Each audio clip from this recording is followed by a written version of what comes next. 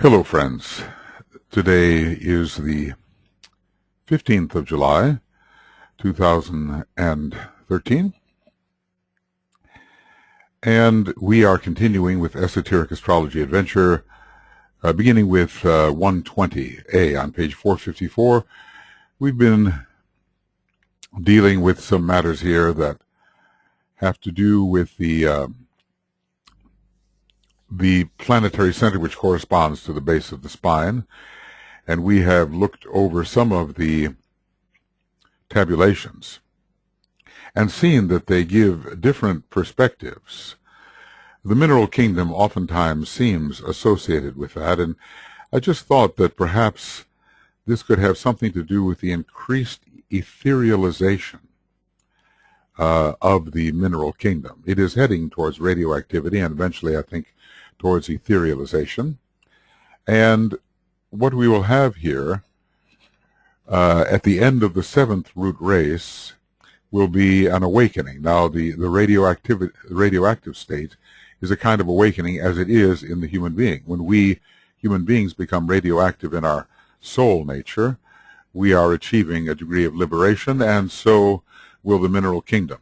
Will it be the seventh root race of our particular round? It seems that that is what he is saying. There are seventh root races of many rounds, and there will be rounds as well, if they're not already going on the fifth chain, sixth chain, and seventh chain. The question about the simultaneity of rounds is to be answered. There are two types of rounds, a chain round, and that's the type we're familiar with, and also, I think, a larger type of round called a scheme round.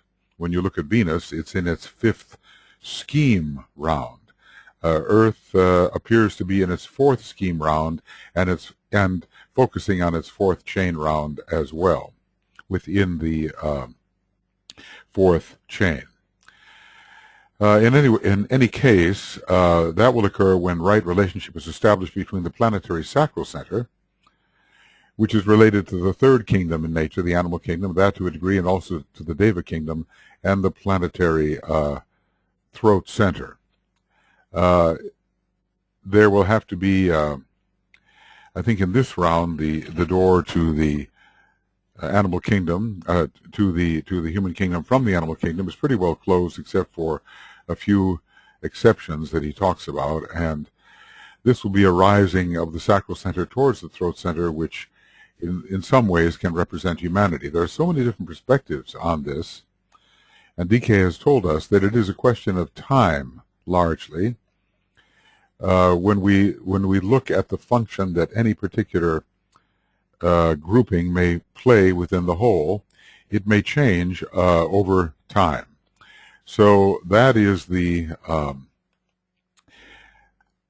issue, and we don't have enough knowledge yet to know the different types of things that occur at different times on our planet.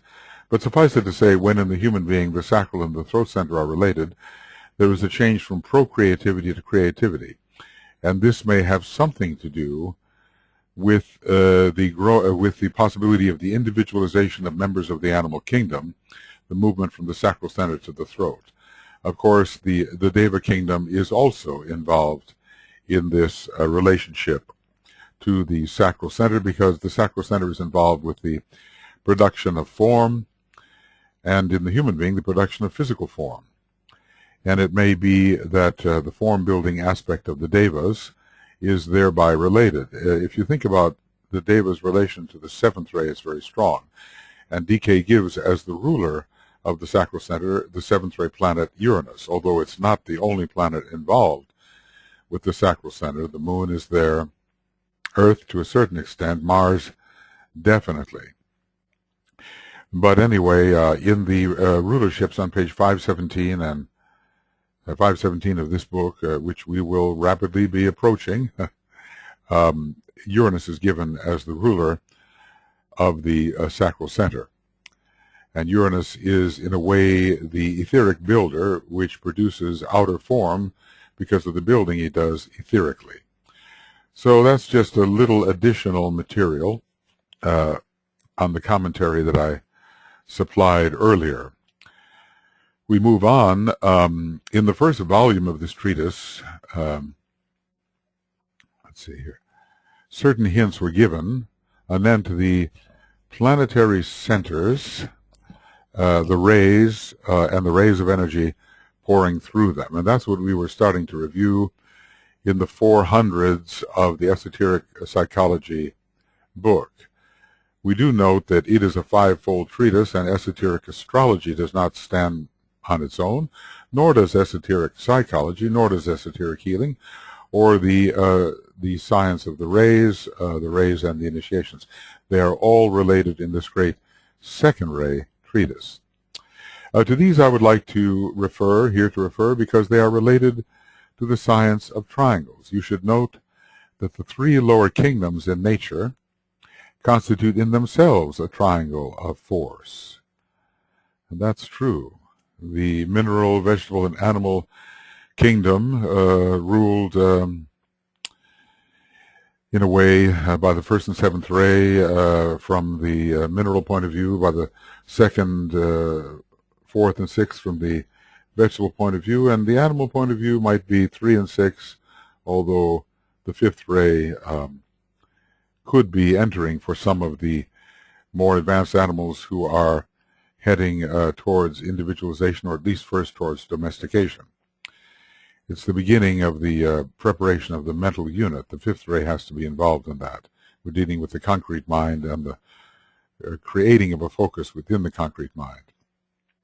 So you should note that the three lower kingdoms in nature constitute in themselves a triangle of force and are essentially a reflection of a particular planetary triangle. Now you might kind of wonder what that is. Certainly we can relate the planet Mars. Yeah, we can relate the planet Mars to the animal kingdom, the planet Venus to the planet Venus to the vegetable kingdom, and why not relate Vulcan to the mineral kingdom? And so, in a way, the first three planets from the sun, well, no, they're not the first three. We're leaving out Mercury, which is related to the human kingdom. But anyway, planets relatively close to the sun might be the ones that are this particular triangle. And let's just say, proposing Vulcan, mineral, Saturn could also be involved in that, Venus, a vegetable kingdom, and Mars, animal kingdom. It might be of service if I here briefly tabulated again for you certain of these major inferences, for they are little more than inferences at this time. In other words, pointing in the direction of knowledge which later can be confirmed. So much of what we're doing here in these commentaries is inferring. In other words, based upon the knowledge presented, what are the implications, what is pointed to as possible of confirmation and yet cannot be confirmed by the knowledge stated. One point is of real interest here. I've stated that humanity is the correspondence in the planetary life to the ajna center in the individual man. And that is true to a certain extent. Now, we should not lose the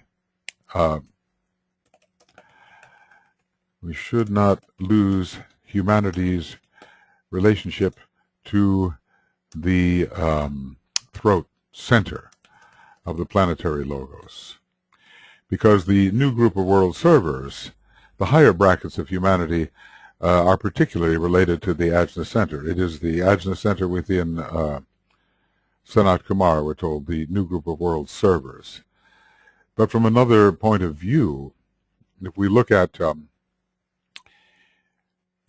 if we look here at our planetary scheme, we see that the great planetary chains are as chakras.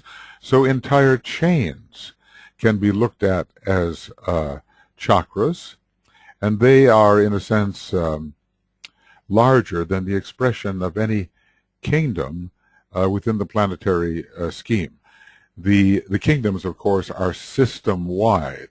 And so when you consider a vast kingdom appearing on all the different planets, then perhaps it is a greater entity. But when you look at the place of a kingdom within a planetary scheme, it seems to be less of a chakra than that of a chain lord. And these kingdoms are manifesting on globes, and the globes include them, the globe lords. So perhaps even the chakra representing the globe lord is greater than the place of the kingdom. Well, this is a complex issue, but you can see that there are some pretty large structures taking the place of chakras within the planetary logos. Okay, earlier I told you that the fifth ray,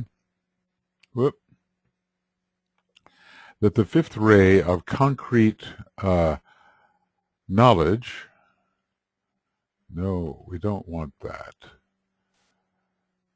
No, I don't want that. These things do come up, you know. All right, resuming then. He says, I told you that the fifth ray of concrete knowledge is related to the ajna center, and therefore, in this present world cycle, you have the following: humanity, planetary ajna center, fifth ray of knowledge, and fifth root race. It is sometimes, shall I say, been inferred, if not confirmed, that the personality ray of humanity is the fifth, and its soul the fourth. The fifth ray will be the ray of the personality of humanity in the Aquarian age, and maybe in a larger sense, it is the ongoing ray. But certainly during the fifth ray Aquarian age, in other words, Aquarius constellationally transmits one ray, that's the fifth, so it makes sense that the humanity's function will be, in the Aquarian age, certainly closely allied with this fifth ray, and maybe in a more general and ongoing sense, at least for a while, until the second and fourth ray become the rays of humanity, the second ray soul, and I believe the fourth ray personality. So anyway, humanity, the planetary ajna center. Now we would have to ask, what about new group of world servers as the planetary ajna center? Because he always talks about the new group of world servers. Maybe we can quickly look that up.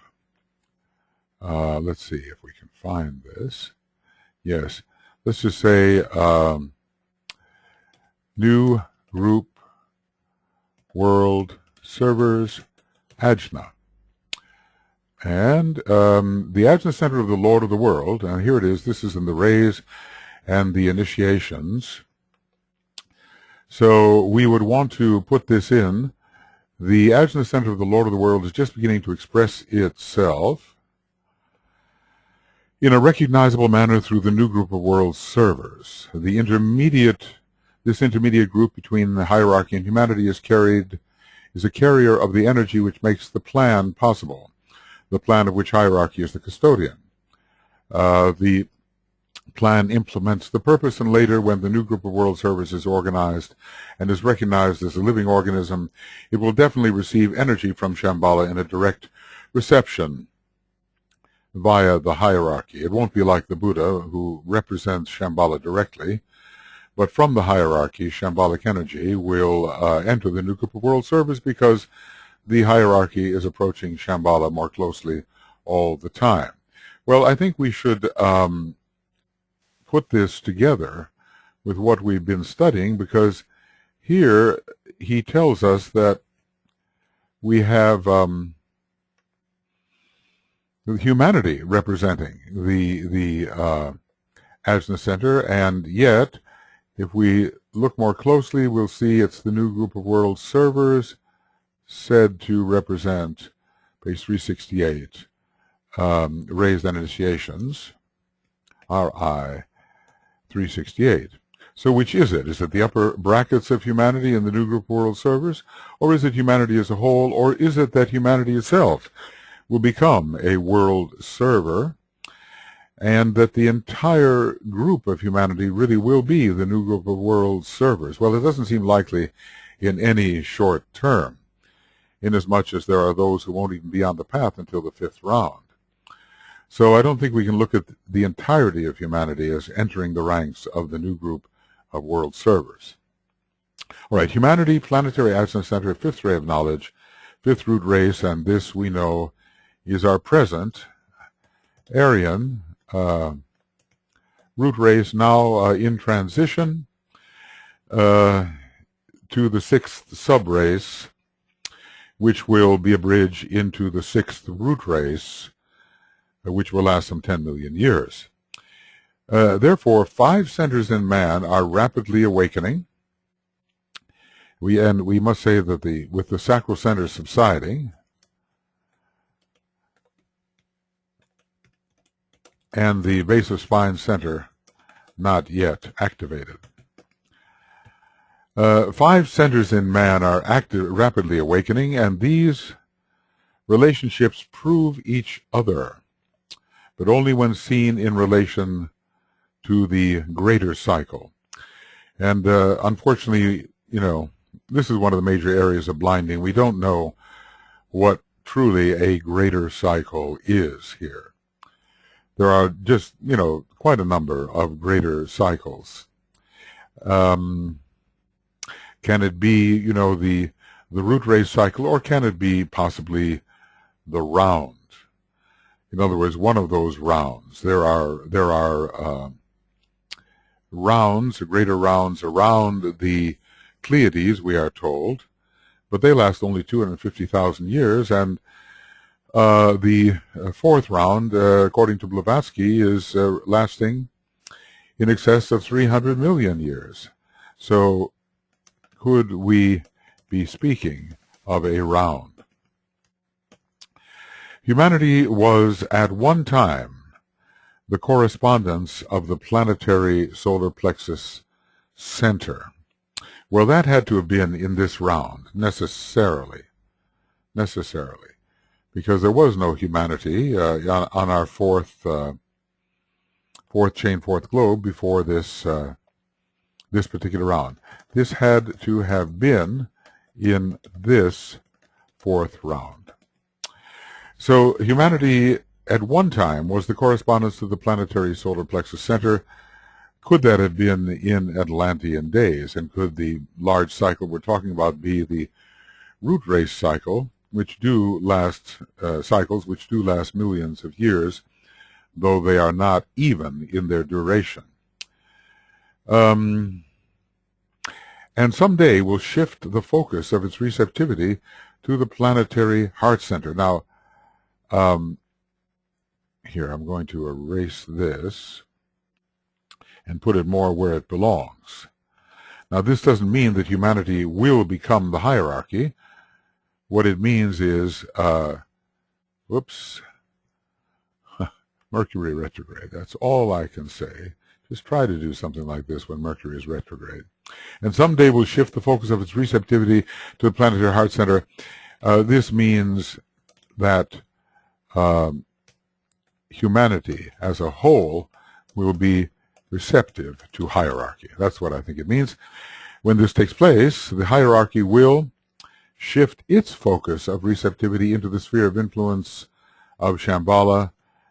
This is already in process, as the members of hierarchy are striving towards greater shambhalic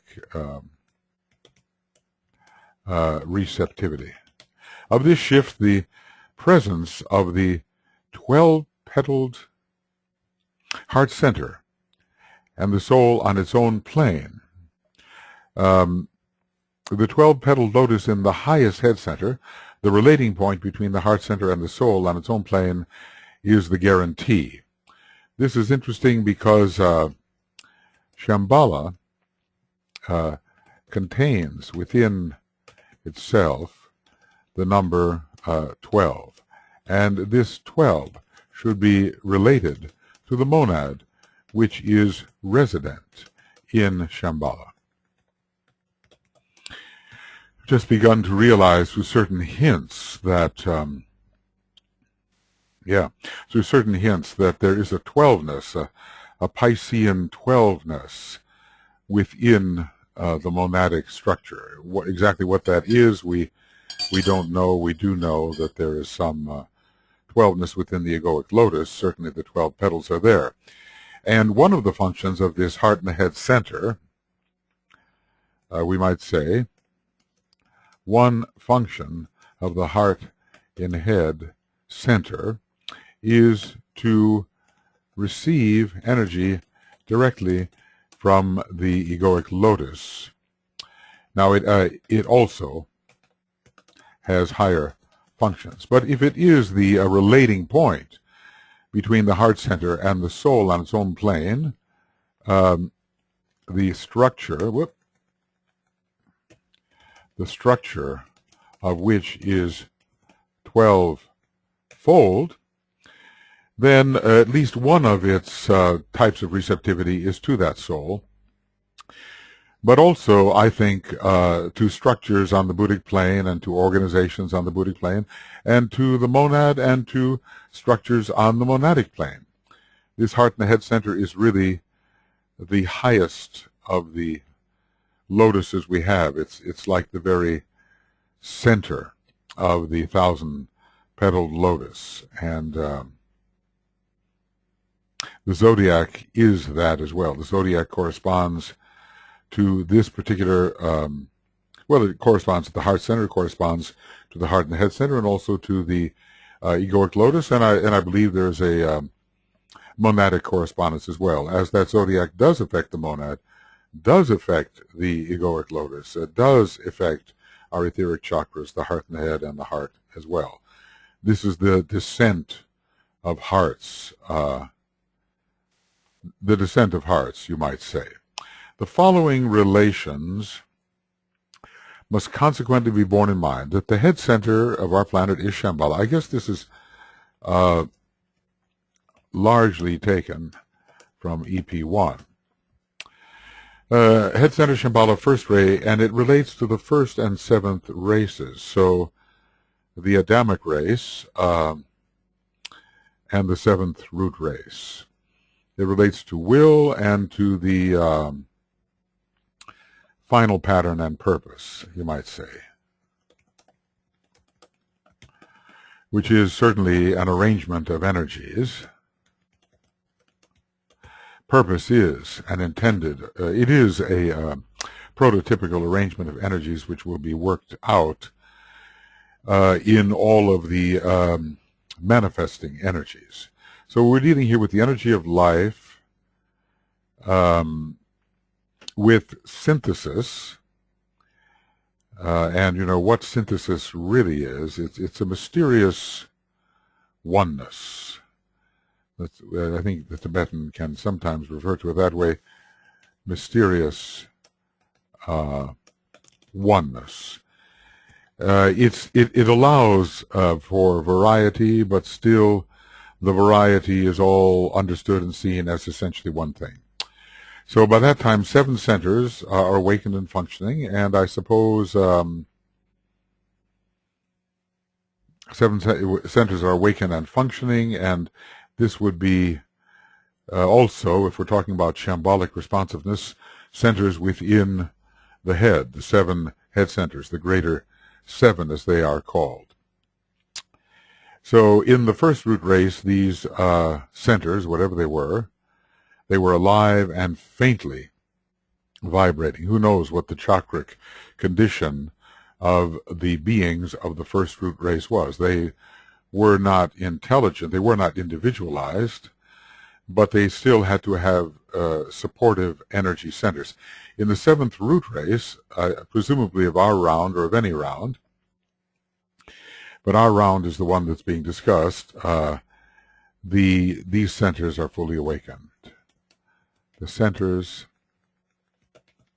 are fully awakened, and also the 7 centers within the head, or maybe additionally, as some charts seem to show, the 7 centers above the head. In relation to that, there is this book on the chakras, and maybe here that we have something of a picture. There we go. Something of a picture of these centers. They're called the ajna series, and this is in the Hindu system. But other than the great thousand-petal lotus or Sahasrara chakra, we have the Guru chakra, the Visarga chakra, the Nirvana chakra, the Mahanada chakra, the Indu chakra, and the Manas chakra. And all of these are part of the ajna series. I wonder, how many is that? 1, 2, 3, 4, 5, 6. And if we count the Sahasrara chakra, then we actually have 7. So you begin to wonder, you know, I cannot confirm the validity of this this chart, this illustration, but there are 7, there are 14, there are 21, and altogether, each 7 representing each of the 3 aspects, you have the 22 or the master number. So it is possible that we have chakras within the body, we have chakras within the head, and we have chakras above the head. This, of course, is speculation. But these tendrils of speculation may put themselves occasionally in the intuitive socket and get that jolt of truth which says, yes, thus it is so. So rather than necessarily wait to be informed by the intuition, as lightning does, you put up a kind of filament which attracts the downward rush of what we usually call lightning. But from the earth, the lightning is attracted. It's a bit of an antichironic process, and so is speculation to a certain extent. I guess there's kind of a third ray bias here when one speaks of speculation in this way, but it can have a legitimate function and a useful purpose. All right, so we go on then to the heart center. It is the hierarchy of our planet. It does express the second ray. It will come into strong existence in the 6th root race, and love will be the goal. Above, I guess, its will is the goal. It's funny with the semicolon there. Maybe what I should do is turn to the page and see how it's actually listed to make sure that I've got it correctly.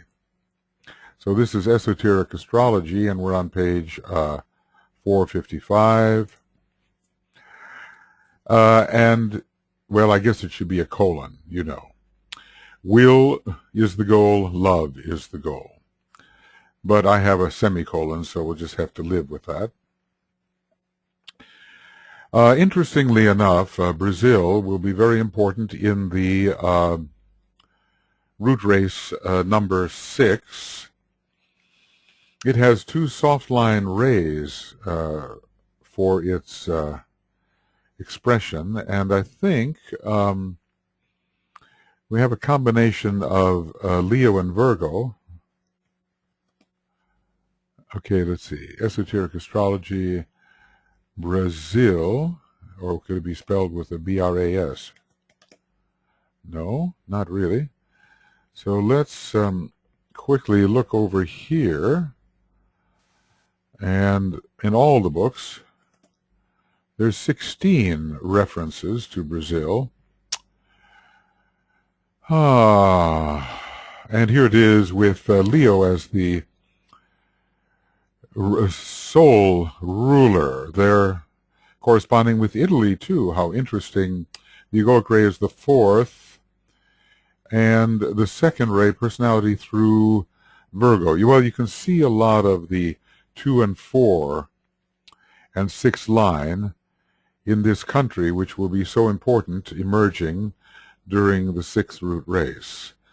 The heart is definitely active, more energy coming through Virgo of a second-ray type at this time than through any other sign, and Virgo is the personality ray.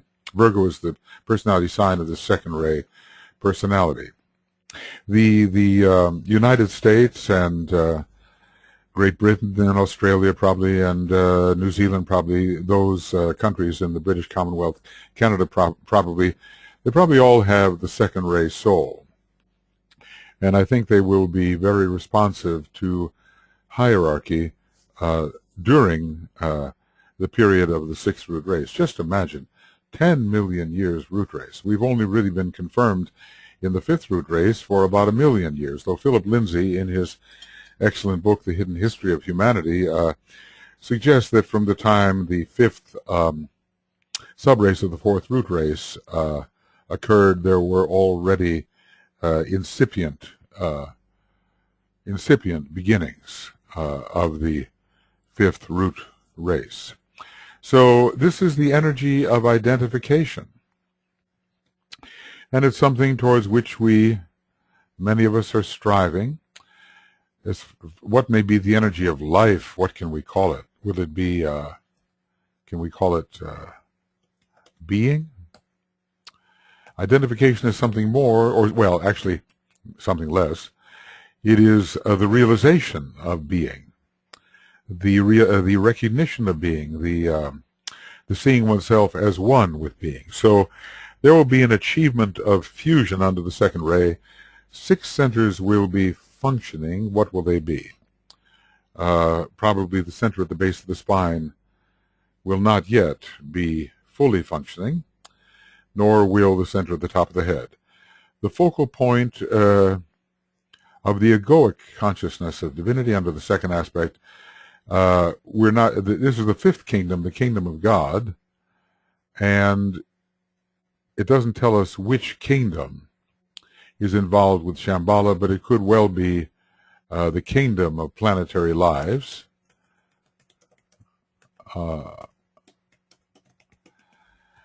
And the next lower kingdom, which is the fifth, is the kingdom of God. Now, from this method of assigning the different kingdoms to the chakras, we have humanity as the ajna center, the fifth root race, and intuition is the goal.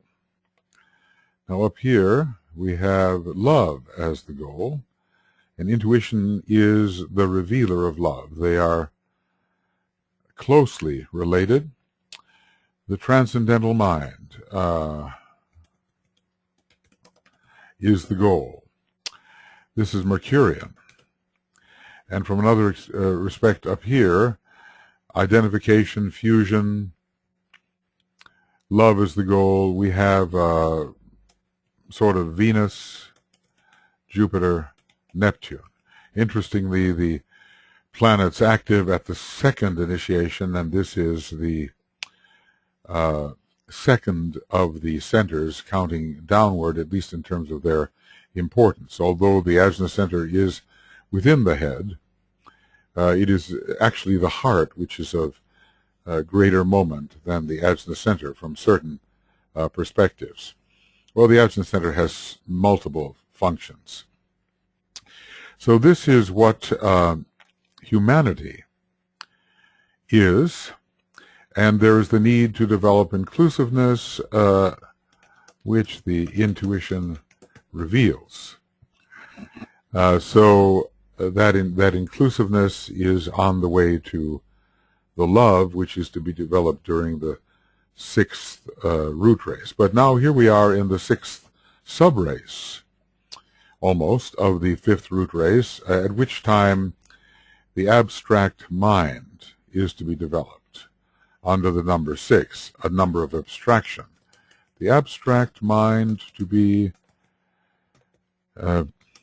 developed, and not yet the full intuition, but that is coming. The sixth root race will be in itself an intuitive race. 5 centers rapidly awakening, And of the second group, it says 6 centers functioning. So the very centers which are functioning in the 6th root race are rapidly awakening in the 5th, and we will exclude the sacral center and the base of spine center. The base of spine center may not even be awakening in the 6th root race, because that corresponds in a way to the 4th initiation, whereas the 5th root race corresponds to the 3rd initiation, and the 7th root race in a way to mastership. And it is in mastership that the base of the spine center awakens fully.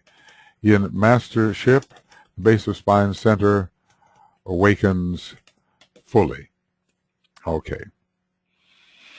So the focal point is personality at first, and then also, according to the number 5, it would be the egoic lotus, and the solar angel coming in under the number 5 as well as 2. The ajna center is related to the human kingdom, to producing the full human being, and even the awakening spiritual human being. It is the 4th kingdom in nature. All right. Now we go a little lower, and we have the throat center, and we say that this is often identified with humanity in other tabulations. But okay, we're just going with the tabulation as given. It connects with the 3rd rate as the 3rd kingdom, and it relates to the 3rd root race, where man was more animal than he was human, although towards the end of that root race we're told there were some greater civilizations which were more human and which showed the solar angels that their efforts had been worthwhile. Intellect is the goal, and we can understand that from the 3rd ray perspective, understandable from the 3rd ray perspective, and also from the 5th ray, let's see how I do that, perspective. So the energy of illumination creating in the light, and the growth of light in the animal kingdom, leading to the domestication of the higher animals and their eventually merging into the human kingdom. So growth of mental light in this kingdom. There are 4 centers functioning.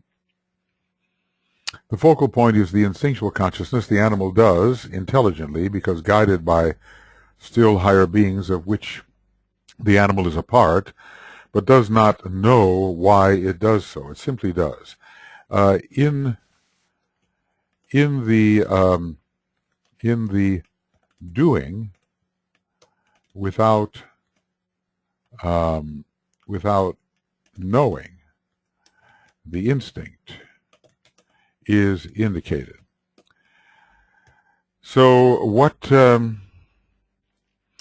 centers would we have to take away here? We have in man everything functioning except the sacral center, which is dying away, and the base of spine center. Well, the sacral center is very active in the animal, but not the ajna center. We might say ajna center not active, and head center also probably not active. So we would have the throat, the heart, the solar plexus, and the sacral center. Throat, heart, solar plexus, and sacral center. Those would seem to be ones which would make sense. Now, the solar plexus, the vegetable kingdom again, interesting here that the 3rd root race correspondence, a lower root race, is with the animal kingdom, and the 4th root race correspondence is connected with the vegetable kingdom, a lower kingdom. This intelligent movement towards an objective, which is instinct, is the goal. The 246 line is definitely accented here. And this is related to the solar plexus of the planet. The sixth ray of aspiration is indicated here.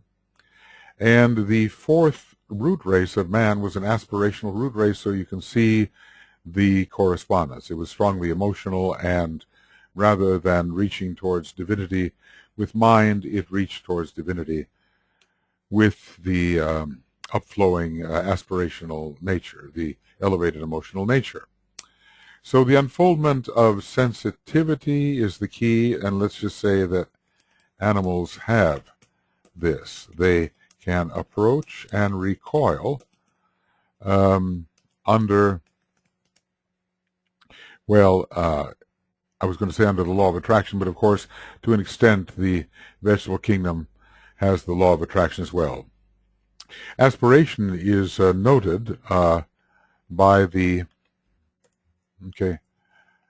aspiration is noted by the reaching of the plant towards the sun, the turning, we might say. And in the stalk of many plants, which seems to uprise towards the sun, we have a symbol of aspiration. There are three centers functioning. It's the second kingdom of nature, and corresponding with the it's a focal point for psychic response. Actually, plants do really respond to music. We have now seen in certain experiments. There is this, the law of attraction does operate. But there is no third ray mobility, as the throat center is related to the third ray, it must be eliminated, though present in the animal kingdom. So we don't hear plants having the voice, do we? But throughout the animal kingdom, the voice is much developed, and all the way from the amazingly sophisticated sounds of certain birds to the roar, the growl, the screech. And of course, some animals do not yet have the voice, but when they do get the voice, it indicates that they have moved into the realm of the third ray, the throat center. So what are the centers that are left? What centers remain? Well, heart, solar plexus, and sacral center. There is polarity in plants and reproduction, so the sacral center is there. Solar plexus indicates its aspirational nature, and the heart is the heart of life. And I don't think we can remove that from a kingdom which is primarily on the 246 line and more advanced relatively than any kingdom on our planet. Now the sacral center. And that's what I was looking for. I went looking in other books, but he turns out to want to repeat that in this particular book. I could have saved all of us a few minutes there, could I not? So the sacral center is related to the Deva evolution, and the sacral center is often eliminated, as we saw in our 18-fold chart just recently. He says it's an evocation between that which is above and that which is below. It's not considered necessary, and when man has gone through a period in which the division of the sexes began, but it will not always remain. A sexual division exists in the animal kingdom, actually in the plant kingdom. I don't think we can say so in the mineral kingdom. But the devas are so necessary to produce the tangible form, and that is what the sacral center does. Even though the devas are invisible to the ordinary senses, the evidence of their presence is in the production of form.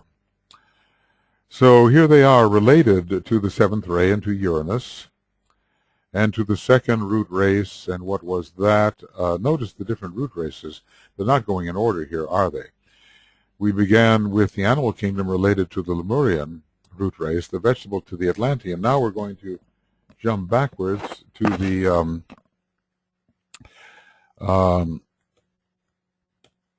Hyperborean race. And so responsiveness is the goal. Is this different from the animal, from what went on with the solar plexus? What is the goal there? Focal point of psychic response. Instinct is the goal. How to move intelligently, even if one doesn't know towards a goal intelligently. How to move, you know. That is missing from the vegetable kingdom, though there are in certain forms animal-like traits. Even when I look at the Venus flytrap, interestingly enough, it's a carnivorous plant and moving towards the animal kingdom. But plants do remain rooted. I suppose there's some release of spores and other aspects of plants which fly through the air, but generally they don't propel themselves of their own mobility. Well, maybe some botanist would be able to fill in the detail. In general, we have the plantedness and rootedness of plants, and trees sway in the wind, but they don't move by themselves unless you're looking at Lord of the Rings and the Ents, which were movable trees or self-moving trees, and neomated trees. So anyway, the Devas are sensitive, and responsiveness is the goal, and they seem to possess it. So they are very much under the law of attraction and repulsion. Law of attraction and repulsion. And we are told actually that Devas choose, at least the self-conscious ones, choose whether they will or not attend certain ceremonies, and they have to be invited, and they will only come if the quality of purity of those who are officiating and participating in the ceremonies is sufficient. They cannot be forced, as can the elemental kingdom. But when we talk about the Deva evolution here, we may be talking about something larger, which includes the possibly includes the elemental kingdom. There's kind of a division between animal Deva and elemental, or rather human Deva and elemental. I think that would be correct. Well, anyway, I see a correspondence here, just between the three parts of the second ray. There's the first ray part and the second ray part. You know, just like there's human and Devas, but then the second part divides into two, and that would be Deva and elementals, just the way the second part divides into the pure second ray and the third ray. The Deva kingdom possesses the third ray and the second ray.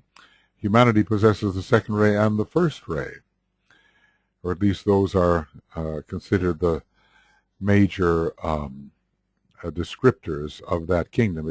It has kind of an innate intelligence, but it is the two and one that are given to that kingdom, and the elementals seem to be largely under the third ray with no second ray at all.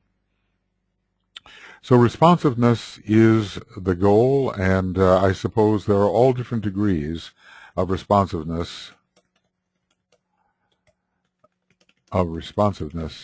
in that kingdom, all the way up to a very, very high and sophisticated responsiveness in the higher brackets of the kingdom, an acute sensitivity which mankind must learn about, which must be taught to man. The energy of magnetism is here, holding things in coherence so that a form can be sustained, and the power to build, which is also movement towards coherence. So holding in coherence, not incoherence, but in coherence. And building is an arrangement which creates coherence. Building is an arranging, an act of arranging, which produces coherence and lasting coherence if the building is done correctly. Now, it's very interesting. We have the Deva evolution is not one of the kingdoms, so we have broken our sequence of kingdoms to introduce the Deva evolution. The highest of these groups is the Shambhalic group, and they contain the kingdom of planetary lives, the sixth kingdom, and some of them may be solar lives as well, really having their inherency in the solar logos, just as I would say the planetary logoi do. They are chakric expressions of the solar logos. One even wonders whether they have any real independence, but then with emanative theory, you wonder whether anything has any real independence. There's no such thing as cutting off any unit from that which precipitated it or produced it. The kingdom of the second group is the hierarchy, and it relates to the kingdom of souls. So we're having the kingdoms descend 6 and 5. The kingdom of souls is the 5th. The third group is humanity, and this is the human kingdom, or the 4th. The 5th group is the animal kingdom. Notice how we're descending in kingdoms. And I don't think that it doesn't call it anything else than the animal kingdom. And then the plant kingdom is the 5th group, and its number is, let's see. All right, so the human kingdom is the human kingdom is the 3rd down, and and it is the 4th kingdom. The animal kingdom is the 4th down, and it is the 3rd kingdom. The vegetable kingdom is the 5th down, and it is the 2nd kingdom. And then we break the kingdoms, and we insert the Deva evolution, which is not really a part of the series of kingdoms. There are 7 kingdoms, you know, from above, the solar, planetary, kingdom of souls, human, animal, vegetable, mineral. And so that's 7 kingdoms. But what's left out is the kingdom of solar lives, because we are really producing a chart with the septenate here. The kingdom of solar lives is left out. We start with the kingdom of planetary lives. Then there will only be 6 as we move downward towards the mineral, and we insert the form-building Deva kingdom, realizing in a way that the Deva kingdom is different from what we've been discussing, just the way the sacral center can be removed. So we have the power to build. There are 2 centers functioning, the heart and sacral center, and what have we just removed? Why is there no, we hear of Devic aspiration, so why have we removed the solar plexus center? Because it is the 6th, because it's not the 6th, the sacral is the 6th, because it expresses the 6th ray corresponding to this 6th position. The heart seems to persist, and DK is particularly telling us this because before he did not tell us which ones of the centers were functioning. Here he tells us specifically. So the sacral center is functioning in the effort to build, and it may be, can it be suggesting a division of the sexes within the Deva kingdom? You know, there's positive and negative electricity, and that's a very low level of polarity, but perhaps this polarity rises through the advancing devas as well. And basically, the Deva kingdom is a feminine kingdom and has much greater access to the heart than the human kingdom has. So the heart is natural enough, but why the removal of the solar plexus? Because there is certainly aspiration in the Deva kingdom. So we'll have to put that up as kind of a question to Master DK to be responded to at a certain point. And the focal point of vibratory response to the eye of God. We do know both the eye and the voice move or command the devas. So the all-seeing eye is in a way on the second ray, but it has this power to move things. It's the third aspect of the all-seeing eye, the eye of God. So we see things with the imagination. Imagination has a third aspect connotation. We see with the imagination, and what we see is arranged by the seeing. So we arrange through the eye.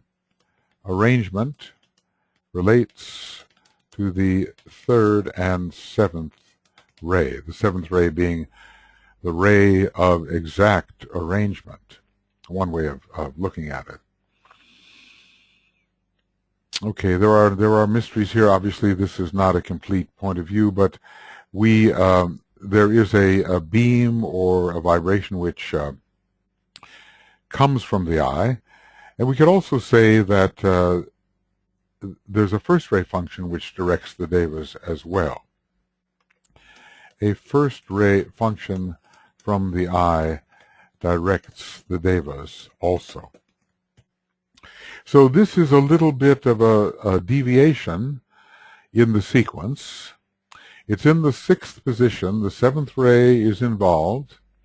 It's not one of the usual kingdoms, at least along the line which can become normally human. In other words, let's put it like this. Devas can become human, but they don't necessarily need to. Let's put it like this. Devas can become human, but they do not need to become so. But animals and plants and minerals are all on the way to becoming human, because humanity is the microcosm, is the macrocosm, is their macrocosm. Not so with the devas, though, there is a crossover point. There are so many deva units compared to human units, that it would be impossible for all devas to have to pass through the human kingdom. There would not be enough space in the human kingdom. It is possible, it seems, for devas to individualize in their own way according to intensity of feeling, we have been told.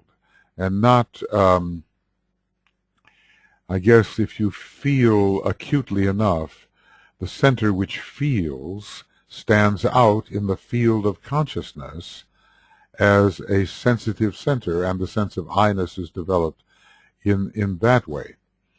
There's a much more mental development of the sense of I-ness through the I for the human being. It's what the human being sees under the fifth ray that gives him individualization.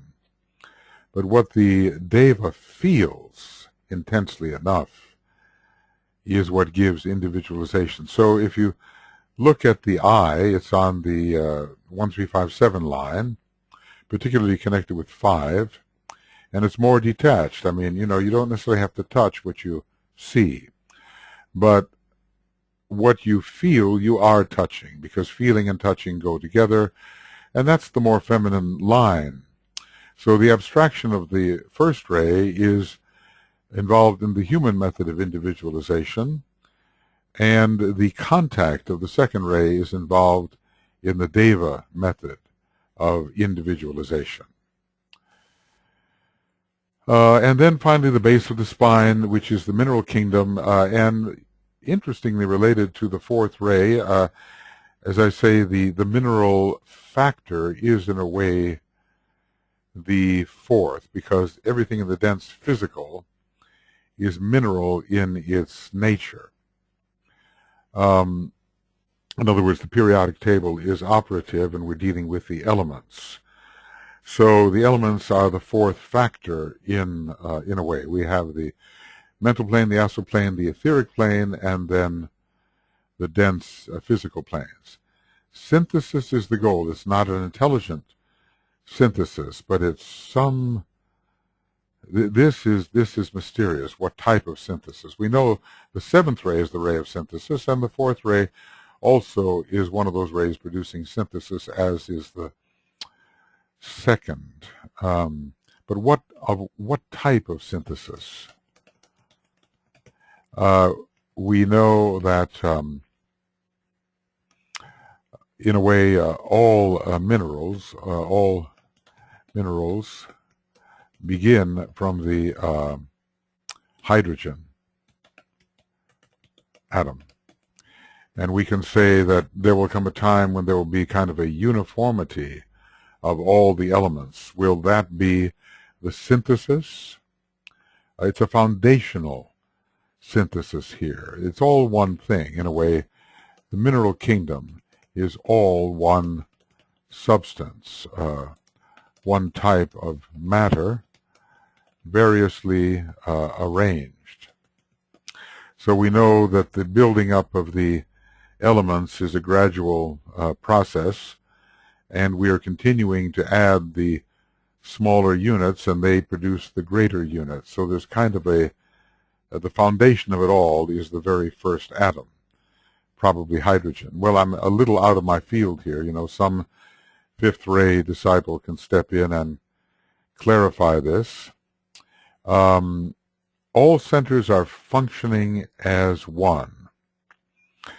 Okay, well, there is a foundational completion here, and we're not talking about the usual centers. We're not talking about interaction as well. What would be, is there one remaining center? Okay, is there one remaining center, or are all centers expressed through only one center?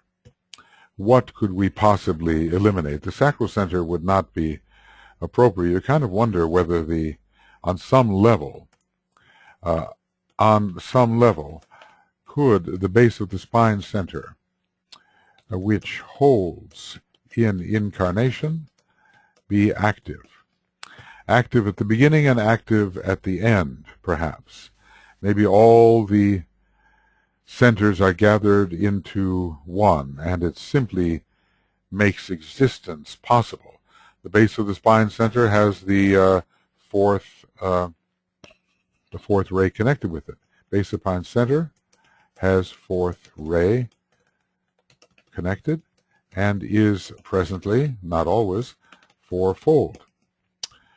So etheric livingness is fourfold, base of the spine is fourfold, the fourth ray is related, and yeah, I guess it is. Here I'm trying to derive this with my own reasoning, and it's just stated to be so. The base of the spine center. And all centers are, in a way, functioning through that center. That makes sense. It's the first kingdom of nature, and we know how powerful, in relation to the first ray, is the base of the spine center. The fifth initiation, you know, using the analogy, the fifth initiation is governed by the first ray and the base of the spine center, and a number of the planets associated with the base of the spine center: Pluto, ray 1, Mars, ray 1, not Mercury, but Uranus, in one respect, ray 1, Saturn, ray 1. We have the first ray active here, and not just the fourth, though there is a connection, we are told, between the fourth ray and the first ray. Let's just say that after the fourth ray does its work of harmonization, the first ray always intervenes. Okay, friends, Maybe I've spoken just a little longer than I wanted to. But this is the end of Esoteric Astrology Adventure 120A, and we are on page 456, and beginning with Esoteric Astrology Adventure 120B, page 456.